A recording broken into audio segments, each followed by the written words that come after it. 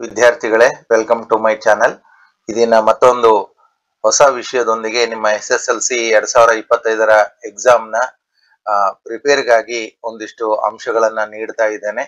ಬಹಳ ಮುಖ್ಯವಾಗಿರೋ ಸಂಗತಿ ಅಂತಂದ್ರೆ ಈ ಸಾಲಿನ SSLC ಎಕ್ಸಾಮ್ ವಾರ್ಷಿಕ ಪ್ರಶ್ನೆ ಪತ್ರಿಕೆ, ಅದರಲ್ಲಿಯೂ ಕೂಡ ಗಣಿತ ವಿಷಯದ ಪ್ರಶ್ನೆ ಪತ್ರಿಕೆಯಲ್ಲಿ ಏನೆಲ್ಲ ನಾವು ಕೆಲವೊಂದಿಷ್ಟು ಅಂಶಗಳನ್ನ ನಾವು ನಿರೀಕ್ಷೆ ಮಾಡ್ತೇವೆ ಅಂತಕ್ಕಂಥದನ್ನ ಚರ್ಚೆ ಮಾಡ್ತೀನಿ. ಜೊತೆಗೆ ನಾನು ಈ ವಿಷಯದಲ್ಲಿ ಚರ್ಚೆ ಮಾಡ್ಲಿಕ್ಕೆ ಪ್ರಾರಂಭಿಸುವುದಕ್ಕಿಂತ ಮೊದಲು ಈಗಾಗಲೇ ನಾನು SSLC ಗಣಿತ ವಿಷಯಕ್ಕೆ ಸಂಬಂಧಪಟ್ಟಂತೆ ಈಗಾಗಲೇ ಹಲವಾರು ವಿಡಿಯೋಗಳನ್ನ ನಾನು ಮಾಡಿದ್ದೇನೆ. ದಯವಿಟ್ಟು ಎಲ್ಲ ವಿದ್ಯಾರ್ಥಿಗಳು ಆ ವಿಡಿಯೋಗಳನ್ನ ಗಮನಿಸಿ ಮುಖ್ಯವಾಗಿರ್ತಕ್ಕಂಥ ಅಂಶಗಳನ್ನ ಬರೆದುಕೊಳ್ಳಿ. ಈಗಾಗಲೇ ನಾನು 2 ಸರಣಿಯಲ್ಲಿ ನಾನು 2 ವಿಡಿಯೋಗಳನ್ನ ಮಾಡ್ತೇನೆ ಅಂತ ಹೇಳಿದ್ದೆ. ಒಂದು ಔಟ್ ಆಫ್ ಔಟ್ ಹೇಗೆ ಸ್ಕೋರ್ ಮಾಡಬೇಕು ಅಂತಕ್ಕಂಥದ್ದನ್ನ, ಅದರಲ್ಲಿ ಆಲ್ರೆಡಿ ನಾ ಒಂದು ಅಪ್ಲೋಡ್ ಮಾಡಿದ್ದೇನೆ. ಇನ್ನೊಂದು ಅಪ್ಲೋಡ್ ಮಾಡೋಕ್ಕಿಂತ ಮೊದಲು ಭಾಗ 1ರಲ್ಲಿ ಔಟ್ ಆಫ್ ಔಟ್ ಯಾರೆಲ್ಲ ಮಾಡ್ಲಿಕ್ಕೆ ಪ್ರಿಪೇರ್ ಆಗ್ತಾ ಇದ್ದೀರಿ ಅವರಿಗೆ ಅನುಕೂಲ ಆಗ್ಲಿ ಎಂಬ ನಿಟ್ಟಿನಲ್ಲಿ ಭಾಗ 1ರಲ್ಲಿ ಬರತಕ್ಕಂತ ಆ 7 ಘಟಕಗಳಿಂದ ಸಂಭವನೀಯ ಪ್ರಶ್ನೆಗಳನ್ನ ಯಾವ್ದನ್ನ ನಾವು ಎಕ್ಸ್ಪೆಕ್ಟ್ ಮಾಡಬಹುದು, ಅದು ಕೂಡ ಅನ್ವಯದ ಪ್ರಶ್ನೆಗಳು. ನೋಡಿ, ಅನ್ವಯದ ಪ್ರಶ್ನೆಗಳನ್ನ ಮೊದಲೇ ಊಹೆ ಮಾಡ್ಲಿಕ್ಕಾಗೋದಿಲ್ಲ. ಆದ್ರೂ ಕೂಡ ಒಂದಿಷ್ಟು ಆಧಾರದ ಮೇಲೆ, ಸಾಮರ್ಥ್ಯಗಳ ಆಧಾರದ ಮೇಲೆ ಈ ರೀತಿಯ ಸಮಸ್ಯೆಗಳು ಬರ್ತವೆ ಅಂತ ಹೇಳಿ ನಾವು ನಿರೀಕ್ಷಿಸಬಹುದು. ಅಂತ ನಿರೀಕ್ಷಿಸಿರ್ತಕ್ಕಂಥ ಪ್ರಶ್ನೆಗಳನ್ನ ತಮ್ಮೊಟ್ಟಿಗೆ ನಾನು ಹಂಚಿಕೊಳ್ತಾ ಇದ್ದೀನಿ. ಗಮನಿಸಿ ವಿದ್ಯಾರ್ಥಿಗಳೇ, ನಾನು ಈ ವಿಡಿಯೋದಲ್ಲಿ ಹೇಳ್ತಕ್ಕಂಥ ಪ್ರಶ್ನೆಗಳು ಅನ್ವಯದ ಸಮಸ್ಯೆಗಳಾಗಿರ್ತವೆ.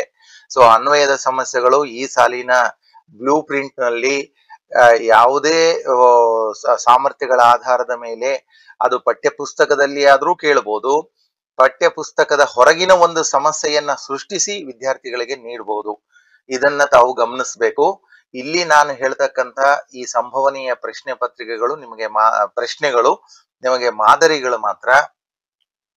ಇಲ್ಲಿ ನಾನು ಚರ್ಚೆ ಮಾಡಿರುವ ಹಲವಾರು ಸಮಸ್ಯೆಗಳನ್ನ ಏನಾದ್ರೂ ನೀವು ಪರ್ಫೆಕ್ಟ್ ಆಗಿ ಮಾಡ್ಲಿಕ್ಕೆ ಪ್ರಯತ್ನ ಪಟ್ಟು ಸಕ್ಸಸ್ ಆಗಿದ್ರೆ 100% ನಾಳೆ ಬರ್ತಕ್ಕಂಥ ವಾರ್ಷಿಕ ಪರೀಕ್ಷೆಯ ಗಣಿತ ವಿಷಯದ ಪ್ರಶ್ನೆ ಪತ್ರಿಕೆಯಲ್ಲಿ ಯಾವುದೇ ರೀತಿಯ ಸಮಸ್ಯೆಗಳನ್ನ, ಅನ್ವಯದ ಸಮಸ್ಯೆಗಳನ್ನ, 3 ಅಂಕ ಮತ್ತು 4 ಅಂಕದ ಅನ್ವಯ ಸಮಸ್ಯೆಗಳು, ಕೆಲವೊಮ್ಮೆ 5 ಅಂಕದ ಅನ್ವಯ ಸಮಸ್ಯೆಗಳು ಕೂಡ ಬರ್ತವೆ.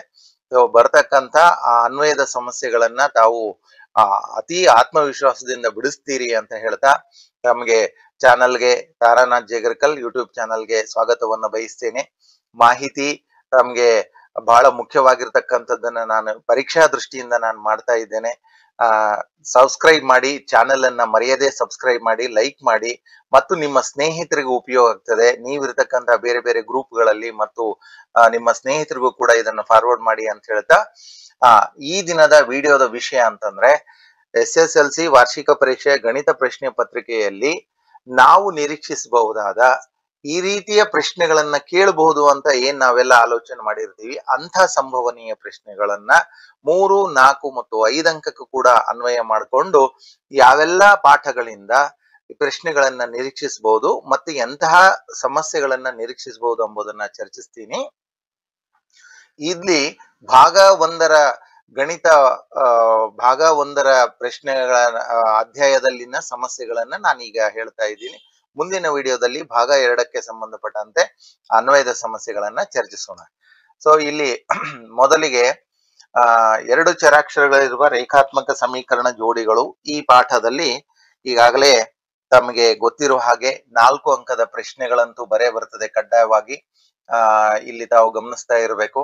ಇದು 4 ಅಂಕದ ಪ್ರಶ್ನೆಗಳಿಗೆ ಸಂಬಂಧಪಟ್ಟಂತ ಒಂದು ಗ್ರಾಫಿನ ಲೆಕ್ಕ. ಇದು ಈ ಗ್ರಾಫಿನ ಲೆಕ್ಕಾಚಾರದಲ್ಲಿ ತಾವು ಈ ರೀತಿಯ 2 ನಿರ್ದೇಶಾಂಕಗಳನ್ನ ಕಂಡುಹಿಡ್ಕೋಬೇಕು. X ಮತ್ತು Y ಗಳಿಗೆ 2 ಸಮೀಕರಣಗಳಿಗೆ ಕಂಡುಹಿಡ್ಕೊಂಡಾದ್ಮೇಲೆ ಇಲ್ಲಿ ಯಥಾ ರೀತಿಯಾಗಿ ತಾವು ಆ ಗ್ರಾಫ್ ಅನ್ನ ಬಿಡಿಸ್ಬೇಕು. ಸೊ ಇದಿಷ್ಟು ಗ್ರಾಫಿಗೆ ಸಂಬಂಧಪಟ್ಟಂತ ಒಂದು ಪ್ರಶ್ನೆ ಆಗಿರ್ತದೆ. ಇದು 4 ಅಂಕಕ್ಕೆ ಬರ್ತದೆ ಈ ಪ್ರಶ್ನೆಗಳು. ಇವೆಲ್ಲ ತಾವು ಗ್ರಾಫ್ ಅನ್ನ ಮಾಡಬೇಕಾದಾಗ ಹೆಚ್ಚು ಗ್ರಾಫಿನ ಸಮಸ್ಯೆಗಳನ್ನ ತೆಗೆದುಕೊಂಡು ಆ ಗ್ರಾಫಿನ ಸಮಸ್ಯೆಗಳನ್ನ ಕಡ್ಡಾಯವಾಗಿ ಬಿಡಿಸಿ. ಇದು ತಮ್ಗೆ ಉಪಯೋಗ ಆಗ್ತದೆ. ಇದು 2 ಚರಾಕ್ಷರಗಳಿರುವ ರೇಖಾತ್ಮಕ ಸಮೀಕರಣ ಜೋಡಿಗಳಿಂದ 4 ಅಂಕದ ಪ್ರಶ್ನೆಗಳನ್ನ ಎಕ್ಸ್ಪೆಕ್ಟ್ ಮಾಡಬಹುದು. ಮುಂದುವರೆದು ನಿಮ್ಮ ಭಾಗ 1ರ ಪುಟ ಸಂಖ್ಯೆ 37ರಲ್ಲಿ ಒಂದಿಷ್ಟು ಪ್ರಶ್ನೆಗಳನ್ನ ಇಲ್ಲಿ ನೀಡಿದ್ದಾರೆ, ತಾವು ಗಮನಿಸ್ಬೇಕು.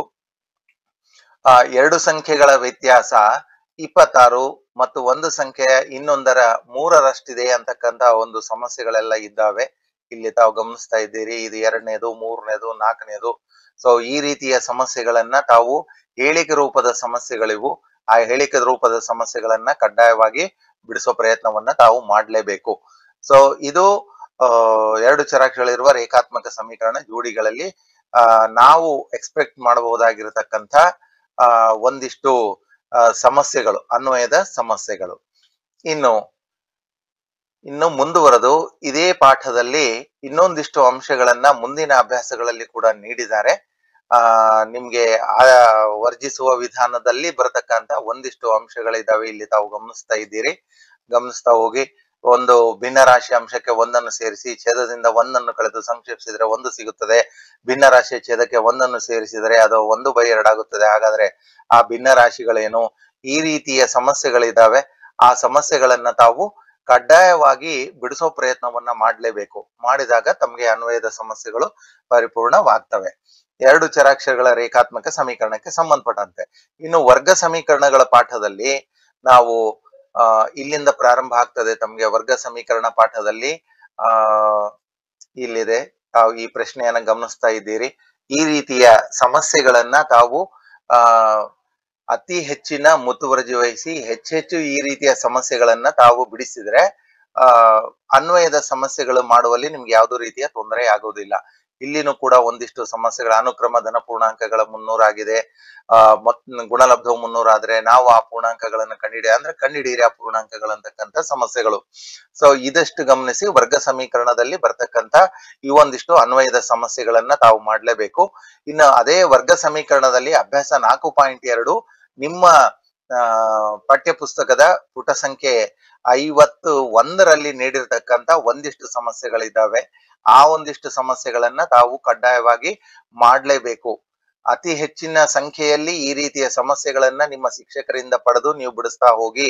ಇಲ್ಲಿ 3, 4, 5, 6 ಹಲವಾರು ಸಮಸ್ಯೆಗಳು, ಹೇಳಿಕೆ ರೂಪದ ಸಮಸ್ಯೆಗಳನ್ನ ತಾವು ಹೆಚ್ಚೆಚ್ಚಾಗಿ ಪ್ರಾಕ್ಟೀಸ್ ಮಾಡಬೇಕು. ಮಾಡಿದಾಗ ವರ್ಗ ಸಮೀಕರಣದ ಅನ್ವಯದ ಸಮಸ್ಯೆಗಳನ್ನ ತಾವು ಸುಲಲಿತವಾಗಿ ಬಿಡಿಸಬಹುದು. ಅದೇ ರೀತಿ ಅಭ್ಯಾಸ 4.3ರಲ್ಲಿಯೂ ಕೂಡ ಕೊನೆಯ ಒಂದು 3, 4 ಮತ್ತು 5ನೇ ಪ್ರಶ್ನೆಗಳಿದಾವೆ. ಆ ಕೊನೆಯ 3ನೇ ಪ್ರಶ್ನೆ, 4ನೇ ಪ್ರಶ್ನೆ ಮತ್ತು 5ನೇ ಪ್ರಶ್ನೆ, ಈ ರೀತಿಯ ಸಮಸ್ಯೆಗಳನ್ನು ಕೂಡ ತಾವು ಬಿಡಿಸ್ಲೇಬೇಕು ಕಡ್ಡಾಯವಾಗಿ. ಬಿಡಿಸಿದಾಗ ಈ ರೀತಿಯ ಅನ್ವಯದ ಸಮಸ್ಯೆಗಳು ಬೇರೆ ಯಾವುದೇ ಕೇಳಿದ್ರು ಕೂಡ ತಾವು ಅಲ್ಲಿ ಬಿಡಿಸ್ಲಿಕ್ಕೆ ಅನುಕೂಲ ಆಗ್ತದೆ ನಿಮ್ಗೆ. ಇನ್ನು ಮುಖ್ಯವಾಗಿರೋದು ಅಂದ್ರೆ ಸಮಾಂತರ ಶ್ರೇಣಿಗಳು. ಸಮಾಂತರ ಶ್ರೇಣಿಯ ಈ ಪಾಠದಲ್ಲಿ ಘಟಕದಲ್ಲಿ ನೀಡಿರ್ತಕ್ಕಂಥದ್ದನ್ನ ತಾವು ಪ್ರಾಕ್ಟೀಸ್ ಮಾಡಿ ತಮ್ಗೆ ಅನುಕೂಲ ಆಗ್ತದೆ. ಆದ್ರೆ ಘಟಕದ ಹೊರಗಿನ ಹೊಸ ಸಮಸ್ಯೆಯನ್ನ ಸೃಷ್ಟಿ ಮಾಡಿ ಈ ರೀತಿಯ ಸಮಸ್ಯೆಗಳನ್ನ ಕೇಳಲಿಕ್ಕೆ ಇಲ್ಲಿ ಅವಕಾಶಗಳಿದ್ದಾವೆ. ಒಂದು ಎಕ್ಸಾಂಪಲ್ ಹೇಳ್ತಾ ಇದ್ದೀನಿ ತಮ್ಗೆ ನಾನು. ಇದರಲ್ಲಿ ಮೊದಲನೇ ಲೆಕ್ಕ ಗಮನಿಸಿ. 4 ಕ್ರಮಾನುಗತ ಸಮಾಂತರ ಶ್ರೇಣಿಗಳ ಮೊತ್ತ 32. ಮೊದಲ ಮತ್ತು ಕೊನೆಯ ಪದಗಳ ಗುಣಲಬ್ಧ ಮತ್ತು ಮಧ್ಯದ 2 ಪದಗಳ ಗುಣಲಬ್ಧದ ಅನುಪಾತವು 7:15 ಆದ್ರೆ ಆ ಸಂಖ್ಯೆಗಳನ್ನು ಕಂಡುಹಿಡಿಯಿರಿ. ಸೊ ಈ ರೀತಿಯ ಅನ್ವಯದ ಸಮಸ್ಯೆಗಳನ್ನ ಹೆಚ್ಚೆಚ್ಚಾಗಿ ನೀವು ಸಮಾಂತರ ಶ್ರೇಣಿಯಲ್ಲಿ ಮಾಡಲೇಬೇಕು. ಸೊ ಆ ರೀತಿ ಮಾಡಿದಾಗ ಮಾತ್ರ ಸಮಾಂತರ ಶ್ರೇಣಿ ಯಾವುದೇ ಲೆಕ್ಕಾಚಾರಗಳನ್ನ ಕೊಟ್ಟಾಗೂ ಕೂಡ ಅನ್ವಯದ ಸಮಸ್ಯೆಗಳನ್ನ ಸುಲಲಿತವಾಗಿ ನೀವು ಬಿಡಿಸಬಹುದು. ಇಲ್ಲಿ 4 ಅಂಕದ ಪ್ರಶ್ನೆಗಳನ್ನ ನಾವು ನಿರೀಕ್ಷಿಸ್ತಾ ಇದ್ದೀವಿ. ನಾನು ಇಲ್ಲೆಲ್ಲ ಹಲವಾರು ಸಮಸ್ಯೆಗಳನ್ನ ಕೂಡ ನಾನು ನೀಡಿದ್ದೇನೆ. ಈ PDF ಅನ್ನ ನಾನು ಈ ವಿಡಿಯೋದ ಡಿಸ್ಕ್ರಿಪ್ಷನ್ ಬಾಕ್ಸ್ ನಲ್ಲಿ ಲಿಂಕ್ ಮಾಡಿರ್ತೇನೆ. ದಯವಿಟ್ಟು ಆ ಲಿಂಕ್ ಅನ್ನ ಕ್ಲಿಕ್ ಮಾಡೋದ್ರ ಮೂಲಕ ಈ PDF ಅನ್ನ ಡೌನ್ಲೋಡ್ ಮಾಡ್ಕೊಂಡು ತಾವು ಸಾಲ್ವ್ ಮಾಡಿ. ನೋಡಕ್ಕೆ ಅದು ಬಹಳ ಸುಲಭ ಅನಿಸ್ತದೆ, ಆದ್ರೆ ಲೆಕ್ಕಾಚಾರಗಳನ್ನ ನೀವು ಮಾಡಬೇಕಾದಾಗ ಸ್ವಲ್ಪ ನಿಮ್ಗೆ ಕಠಿಣ ಅನಿಸ್ತದೆ. ಈಗ ಫಾರ್ ಎಕ್ಸಾಂಪಲ್ 15ನೇ ಸಮಸ್ಯೆ, ಸಮಾಂತರ ಶ್ರೇಣಿಯಲ್ಲಿ AN = 4n+3 ಆದ್ರೆ A15 ಮತ್ತು S15 ಬೆಲೆಯನ್ನು ಕಂಡುಹಿಡಿಯಿರಿ. ಇದು ಅನ್ವಯದ ಸಮಸ್ಯೆಗೆ ಹೋಗ್ತದೆ. ಸೊ ತಾವು ಗಮನಿಸಬೇಕು. ನಾನು ಇಲ್ಲಿ ಸಮಾಂತರ ಶ್ರೇಣಿಗೆ ಸಂಬಂಧಪಟ್ಟಂತೆ ಹೊಸ ಸಮಸ್ಯೆಗಳನ್ನ ನೀಡಿರ್ತಕ್ಕಂಥದ್ದನ್ನ ನಾನು ಇಲ್ಲಿ ಈ PDF ನೊಂದಿಗೆ ಅಟ್ಯಾಚ್ ಮಾಡಿದ್ದೇನೆ. ಇನ್ನು ತ್ರಿಭುಜಗಳು ಘಟಕಕ್ಕೆ ಬಂದಾಗ, ಈ ತ್ರಿಭುಜಗಳು ಘಟಕದಲ್ಲಿ ತಾವು ಮೊದಲನೇ ಅಧ್ಯಾಯದಲ್ಲಿ ಥೇಲ್ಸ್ನ ಪ್ರಮೇಯವನ್ನ ಕಲಿತೀರಿ. ಆ ಥೇಲ್ಸ್ನ ಪ್ರಮೇಯದ ಆಧಾರಿತ ಒಂದಿಷ್ಟು ಸಮಸ್ಯೆಗಳನ್ನ ತಾವು ಕಡ್ಡಾಯವಾಗಿ ಪ್ರಾಕ್ಟೀಸ್ ಮಾಡಲೇಬೇಕು. ನೋಡಿ, ನಾನು ಇಲ್ಲೆಲ್ಲ ಟಿಕ್ ಮಾಡ್ತಾ ಇದ್ದೀನಿ.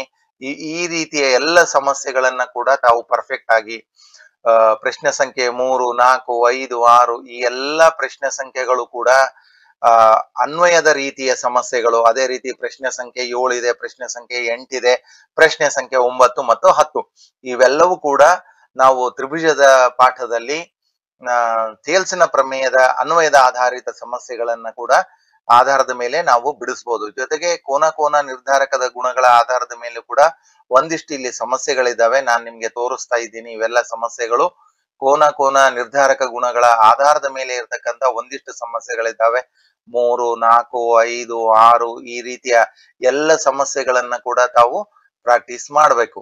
ಇವು ಏನಿಲ್ಲ ಅಂದ್ರೂ ಕೂಡ ಕಡ್ಡಾಯವಾಗಿ 3 ಅಥವಾ 4 ಅಂಕಕ್ಕೆ ಈ ಪ್ರಶ್ನೆಗಳನ್ನ ನಾವು ಎಕ್ಸ್ಪೆಕ್ಟ್ ಮಾಡಬಹುದು.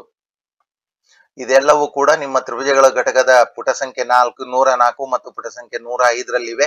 ಈ ಪ್ರಶ್ನೆಗಳನ್ನ ಕಡ್ಡಾಯವಾಗಿ ನೋಡಿ. ಇನ್ನು ಕೊನೆಯ ಪಾಠಕ್ಕೆ ನಾವು ಬಂದಾಗ ನಿರ್ದೇಶಾಂಕ ರೇಖಾಗಣಿತ ತಮ್ಗೆ ಇಲ್ಲಿ ಗೊತ್ತಾಗ್ತಾ ಇದೆ.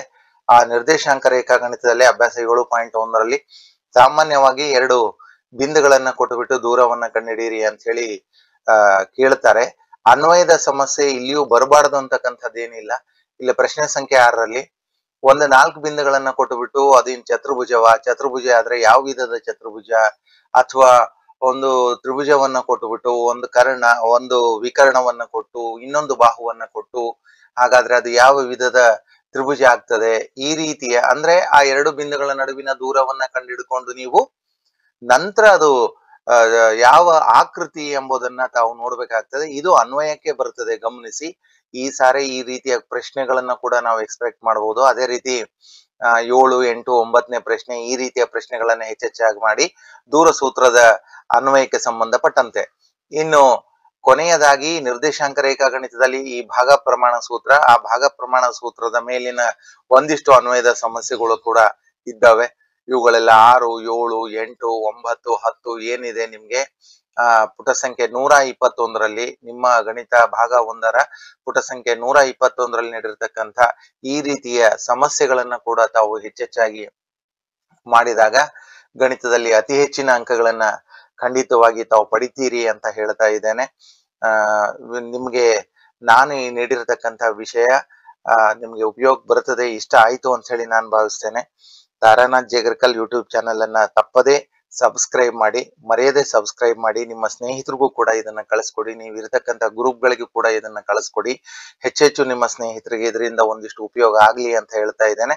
ಮತ್ತೊಮ್ಮೆ ನಾನು ಸ್ಪಷ್ಟಪಡಿಸ್ತಾ ಇದ್ದೇನೆ, ಅನ್ವಯದ ಸಮಸ್ಯೆಗಳನ್ನು ನೇರವಾಗಿ ಇದೇ ಸಮಸ್ಯೆ ಬರುತ್ತದೆ ಅಂತ ನಾವು ಯಾವತ್ತೂ ಊಹೆ ಮಾಡ್ಕೊಂಡು ಹೇಳಕ್ಕಾಗೋದಿಲ್ಲ. ಆದ್ರೂ ಗಣಿತದಲ್ಲಿ ಗಟ್ಟಿಯಾಗಿ ಅಧ್ಯಯನ ಮಾಡಿ ಸತತ ಅಧ್ಯಯನಗಳನ್ನ ಮಾಡತಕ್ಕಂತ ವಿದ್ಯಾರ್ಥಿಗಳಿಗೆ ಯಾವ ರೀತಿ ಹೇಳಿಕೆ ರೂಪದ ಸಮಸ್ಯೆಗಳನ್ನ ನಾವು 3 ಅಂಕ ಮತ್ತು 4 ಅಂಕ 5 ಅಂಕಕ್ಕೆ ನಾವು ಎಕ್ಸ್ಪೆಕ್ಟ್ ಮಾಡಬಹುದು ಅಂತಕ್ಕಂತ ಒಂದು ಐಡಿಯಾವನ್ನ ನಾನು ನಿಮ್ಗೆ ಕೊಟ್ಟಿದ್ದೇನೆ.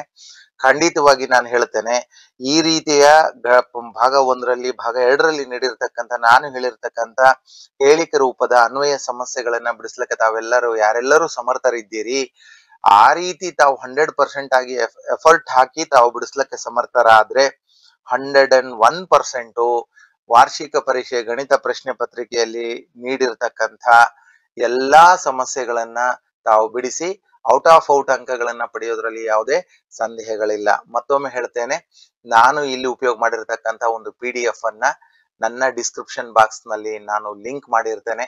ಬೇಕಾದವರು ತಾವು ಅದನ್ನ ಡೌನ್ಲೋಡ್ ಮಾಡ್ಕೊಂಡು ಉಪಯೋಗ ಮಾಡ್ಕೊಳ್ಬಹುದು ಅಂತ ಹೇಳ್ತಾ ಮತ್ತೊಮ್ಮೆ ತಾವು ಸತತವಾಗಿ ಅಧ್ಯಯನ ಮಾಡಿ ಹೆಚ್ಚಿನ ಅಂಕಗಳನ್ನ ಗಳಿಸ್ರಿ ಅಂತ ಹೇಳ್ತಾ ಈ ದಿನದ ವಿಡಿಯೋವನ್ನ ಮುಗಿಸ್ತಾ ಇದ್ದೇನೆ. Thank you very much.